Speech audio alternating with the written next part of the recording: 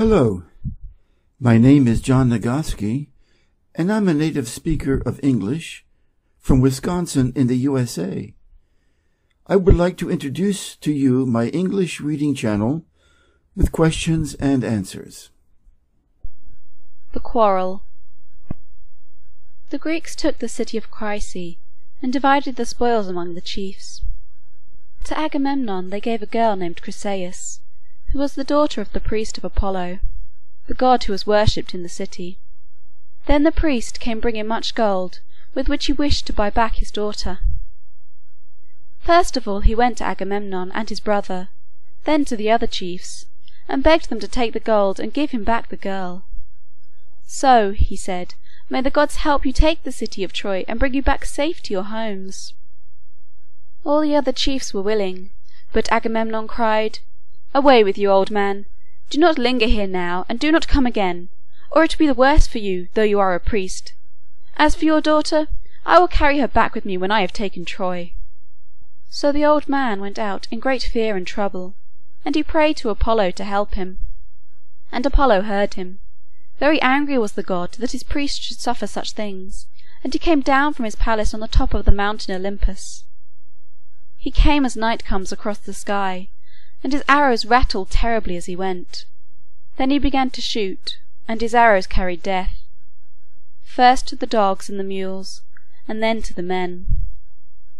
For 9 days the people died, and on the 10th day Achilles called an assembly. When the Greeks were gathered together he stood up in the middle and said, "Surely it would be better to go home than to stay here and die. Many are slain in battle, and still more are slain by the plague. Let us ask the prophets why it is that Apollo is angry with us." Then Calchas the prophet stood up. "You wish to know why Apollo is angry? I will tell you. But first you must promise to stand by me, for King Agamemnon will be angry when he hears what I shall say." "Say on," cried Achilles. "No man shall harm you while I live, no, not Agamemnon himself." Then Calchas said, "Apollo is angry because when the priest came to buy back his daughter, Agamemnon would not listen to him. Now you must send back the girl, taking no money for her, and with her 100 beasts as sacrifice." Then King Agamemnon stood up in a rage and cried, "You always prophesy evil, ill prophet that you are! The girl I will send back, for I would not have the people die, but I will not go without my share of the spoil." "You think too much of gain, King Agamemnon," said Achilles. "Surely you would not take from any man that which has been given him. Wait till Troy has been conquered, and then we will make up to you what has been lost 3 times over." "Do not try to cheat me in this way," answered Agamemnon. "My share I will have at once. If the Greeks will give it to me, well and good, but if not, then I will take it from one of the chiefs, from you, Achilles, or from Ajax, or from Ulysses. But now let us see about the sending back of the girl." Then Achilles was altogether carried away with rage, and said, "Never was there a king so shameless and so greedy of gain. The Trojans never did harm to me or mine. I have been fighting against them for your sake and your brother's, and you sit in your tent at ease. But when the spoil is divided, then you have the lion's share, and now you will take the little that was given me. I will not stay here to be shamed and robbed. I will go home." "Go," said Agamemnon, "and take your people with you. I have other chiefs as good as you and ready to honor me as you are not. But mark this, the girl Briseis, who was given to you as your share of the spoil, I will take, if I have to come and fetch her myself. For you must learn that I am master here."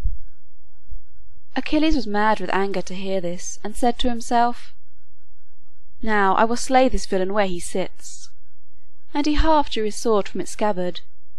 But at that instant the goddess Athena stood behind him, and seized him by his long yellow hair.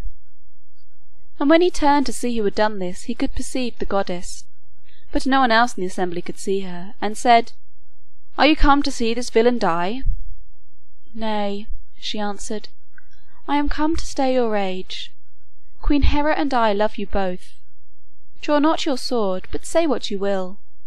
Some day he will pay you back 3 times and 4 times for all the wrong he shall do." Achilles answered, I will do as you bid, for he who hears the gods is heard by them." So he thrust back his sword into the scabbard, and Athena went back to Olympus. Then he turned to Agamemnon and cried, "Drunkard! With the eyes of a dog and the heart of a deer, hear what I tell you now. See this sceptre that I have in my hand? Once it was the branch of a tree, now a king carries it in his hand. As surely as it will never more shoot forth in leaves, so surely will the Greeks one day miss Achilles. And you, when you see your people falling by the swords of the Trojans, will be sorry that you have done this wrong to the bravest man in your army." And he dashed the sceptre on the ground and sat down. Then the old man Nestor stood up, and would have made peace between the two. "Listen to me," he said. "Great chiefs of old, with whom no one now alive would dare to fight, were used to listen to me. You, King Agamemnon, do not take away from the brave Achilles the gift that the Greeks gave him. And you, Achilles, pay due respect to him who is the king of kings in Greece." So spoke Nestor, but he spoke in vain, for Agamemnon answered, "Peace is good, but this fellow would lord it over all. The gods have made him a great warrior, but they have not given him leave to set himself up above the law and order. He must learn that there is one here better than he." And Achilles cried, "You, better than me? I were a slave and a coward if I owned it. What the Greeks gave me, let them take away if they will. But mark this, if you lay your hands on anything that is my own, that hour you will die." Then the assembly was broken up.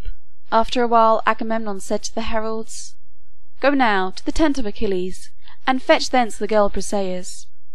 And if he will not let her go, say that I will come with others to fetch her, and that it will be worse for him."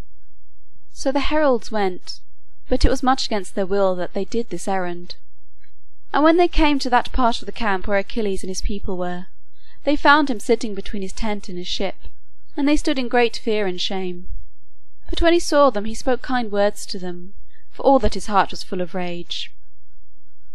"Draw near, heralds. 'Tis no fault of yours that you are come on such an errand." Then he turned to Patroclus and said, "Fetch Briseis from her tent and give her to the heralds. Let them be witnesses of this evil deed, that they may remember it in the day when he shall need my help and shall not have it." So Patroclus brought out the girl and gave her to the heralds. And she went with them, much against her will, and often looking back. And when she was gone, Achilles left his companions and sat upon the seashore, weeping aloud and stretching out his hands to his mother Thetis, the daughter of the sea.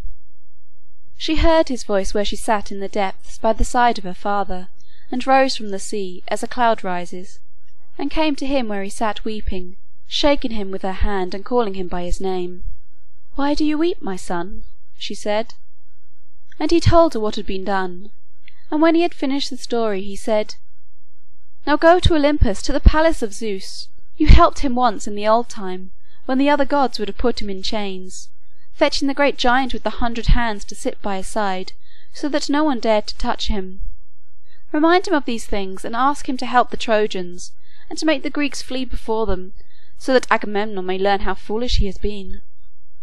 His mother said, "Surely, my son, your lot is hard. Your life must be short, and it should be happy. But, as it seems to me, it is both short and sad.